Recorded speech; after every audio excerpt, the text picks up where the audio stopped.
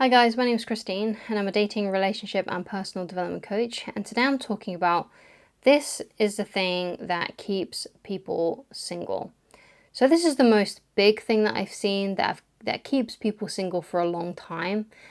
And it's essentially they don't grow out of old patterns that they've perhaps been using since they were like a teenager or a child, in fact, right?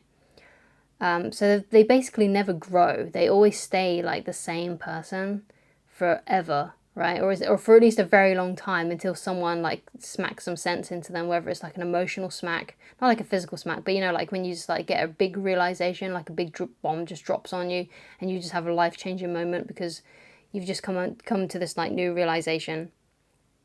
So basically, what I've seen with some people is that they've always had like the same pattern, especially in terms of relationships, right? So it could be like, oh, when they do get into a relationship, perhaps they've got a pattern of always cheating. Perhaps they've got a pattern of always sabotaging the relationship in some way. Like perhaps they get too emotional or they accuse the person they're with of cheating, even though that person has never done it, and then they become single again.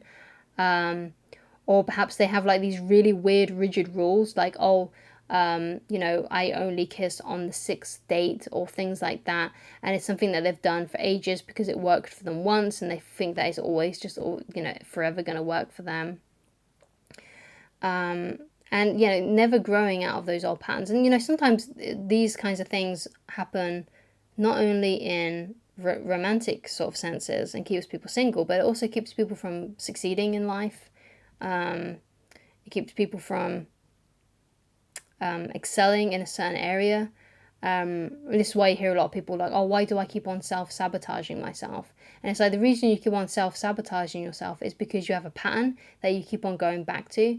And for whatever reason, perhaps these patterns were things that you learned in childhood. Like, for example, one that I became very aware of and it became very obvious to me when I started learning this sort of stuff is when I was younger, I was going through, really young, like, that it happened for about 10 years, but I was going through a situation, and to hide what I would do, I would lock myself in my bedroom and I would put headphones on and I would play video games. So if someone ever knocked on my door or the situation that I found myself in was going to happen to me again, then I wouldn't hear them and they couldn't come into my room, right?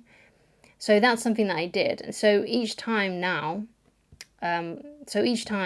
when anything happened to me in my life, as a teenager, in my early 20s, anything that made me feel uncomfortable, what I would do is I would go somewhere safe, lock myself in there, put headphones on and play a video game, right? And that was a pattern that I learned in childhood because of a childhood trauma that I was going through and I went through for a very long time. You see? So we have these patterns. So basically each time I felt uncomfortable, that's what I would do. And it got to a point where I was doing that when I didn't need to do that anymore, right? I wasn't in that situation anymore. I wasn't getting hurt like that anymore. So it became like a place where I would self-sabotage, right? So, I really need to study right now, but I'm feeling uncomfortable, so I'm going to go play a video game because I feel uncomfortable. Even though by doing so, it was actually sabotaging myself and not keeping me safe. So we have all these sort of like things where we go back to our safe space, and we feel like we're being safe because we're in just a situation that's making us feel uncomfortable, right? And a lot of people have patterns like that when it comes to romantic relationships as well, although it may not be quite as severe. They have like this old familiar pattern that they go back to because it's what they feel comfortable with, right? So in order to sort of like overcome and grow from those things, you need to become aware of them. You need to think, okay, so I've been single for a while, and perhaps you've had like worn it as like a badge, like, oh yeah, I'm always single, I'm gonna be single forever, things like that. And some people take some sort of like, I wouldn't say like a kick, but they say it in a way as if though as though it's like a virtue, right? And it's just something that they've decided for themselves, even though that's not reality. It's just how they think reality is. I think, oh yeah, I'm just going to be single forever and I'm just going to allow that to happen. and things like that, when it's so easily, so it can, so if with just a little bit of introspection, it can be changed. So you need to like think about the patterns that you've had, the patterns that you play that have kept you single, or whatever it may be, right? It might not be for just being single, it could be for other areas as well. Like what I said to you about what I used to do, perhaps that rang true for you for some things that you may do to sabotage yourself, whether that's to do with relationships or your personal success, personal achievement, whatever it may be. So you got to find out what those things are. You got to read into yourself. You got to kind of like start to inspect yourself, kind of see yourself as like a project and like see, well, okay, why do I do that? Why do I do this? Why do I always behave this way when I feel uncomfortable, right? And then once you become aware of it, I think sometimes you're like halfway there, because you're now aware of it. You're now aware that this is a pattern that perhaps you've done since you were a kid, or since you had your first relationship, and then you can sort of work from that, because once you become aware of it, you're more likely to be able to fix it. Okay, so you need to become aware of those patterns. And basically it's all about like basically filling in your knowledge gaps. Like, okay, if you start to realize that, oh, you know what, I've got a pattern that's keeping me single, it's because I'm always waiting for them to do this certain thing before I start committing, or whatever it may be. And then you need to fill in like, okay, so how can I get over this? You may like read a book on it, you may read a book on the subject, you may search on YouTube about a video on it, or you may go and find an article that can help you do that. And then you start the kind of difficult task of, it can be a difficult task depending on how strong that pattern is and how much you've been doing it and how much your brain is conditioned to do it. But you start working your way through that and you start behaving differently. So one of the best ways to interrupt an old pattern is by creating a new pattern, right? Is by finding a new technique that you're now going to use. So perhaps let's say you've had issues with asking people out, and that's why you've stayed single. So now you're going to start a new habit of asking people out and doing something completely new and doing something completely different, right? That's a good way that you can interrupt old patterns. Now, of course, if you've got like really deep rooted patterns, like for example one of the one that I described about myself, then you may need therapy to sort that kind of thing out, which I've had. You may need to talk to someone about that kind of thing, talk to a professional, to be able to work your way out of that, because they'll be able to give you a lot of information on how to do that and how to do it in a way that's healthy, as well. Obviously it might not be something that you can afford, so if you can't, then perhaps you might want to try and do therapy on yourself. Perhaps if you can afford to, get yourself a second-hand book on the type of therapy that you feel like you may need, and reading through that and see if you can give therapy on yourself. But sometimes it's really good to have another person that you can speak to that can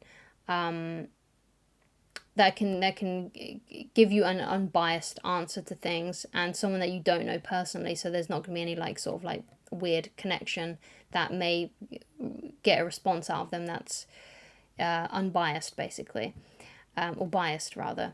So speaking to someone like a professional will really, really help with those things. I'm not a professional in that regard. I'm not a therapist. I'm just a coach. So I can't really help you with that kind of thing. I can only give you the advice on how to perhaps get help in that kind of thing. But that is the advice. My advice to you would be you need to seek a therapist on this kind of thing. You need to find a book, perhaps, if you can't afford to, on that subject. So you got to fill in those knowledge gaps. You got to figure out what you need help with, what can help you become someone who is more susceptible to getting more relationships. And because no doubt, if you're watching a video like this one, then you may be single, but you probably also want to be in a relationship too. So obviously it's something that you do want.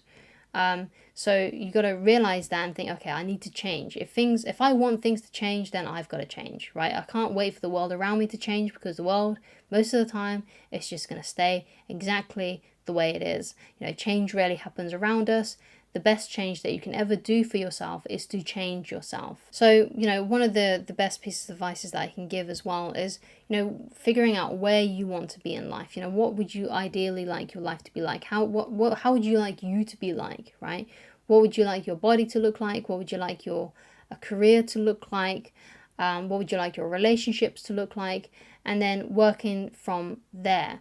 So find getting yourself a few goals and working on those things a little bit every day, so you can eventually get from where you are to where you want to be. And sometimes one of those things that you may need is therapy that can help you get there mentally, and then obviously maybe some physical tasks that you may need to do that can help you get more financially abundant, or whatever it may be for you, whatever you want in life. You have to start making a plan to make your life a lot better than what it is, and to start getting yourself out of those old destructive patterns that have kept you stuck in the past, that have been sabotaging you, that have been keeping you single. So I hope this video was helpful to you. I hope it's opened up your eyes to a couple of different things. I know it did when I found out about this sort of stuff. So I hope it's helped you. So thank you so much for watching. If you'd like to get in touch with me personally, then please go to www.christineloveridge.com. Thank you so much for watching, and I shall talk to you again very soon. Goodbye.